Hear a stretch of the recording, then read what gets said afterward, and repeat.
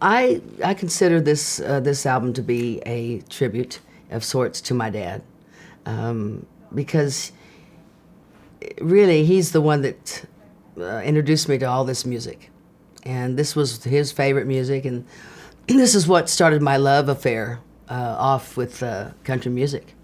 My dad would spend his last dollar on something to help me practice my songs, and we lived in a 12 by 50 trailer out on Fort Grant Road in Wilcox, Arizona, and I'd take that big old tape recorder back to my little old bitty room and practice, and had one of those big old microphones.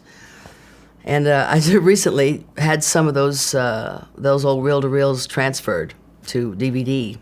I would hear something about like, how many arms have held you and hated to let you go? How many, I wonder, but I really don't want to know. And I'm thinking, God, this is coming out of an 8-9-year-old girl.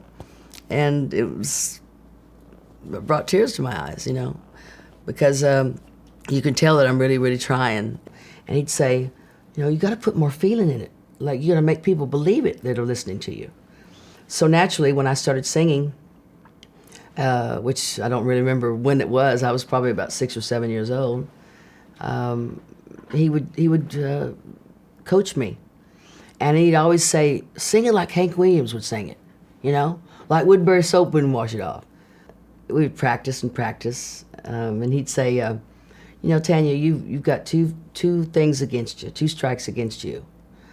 You're a young girl, and you're a girl. I mean, you're a girl and a young girl, and he said, so therefore, you're going to have to sing those songs with more feeling, twice as much than the one that did the record.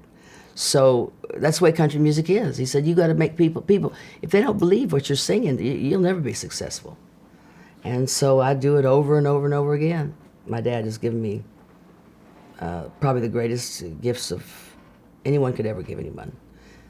Because now that he's not here anymore, even though he is here, he's not in this world. It's just, I think those teachings are ring true. I find myself learning them over and over again. When I'm on stage sometimes, I'll be singing in the middle of a song and think how my dad would want me to sing it. And usually, that's when the audience likes it the most, yeah.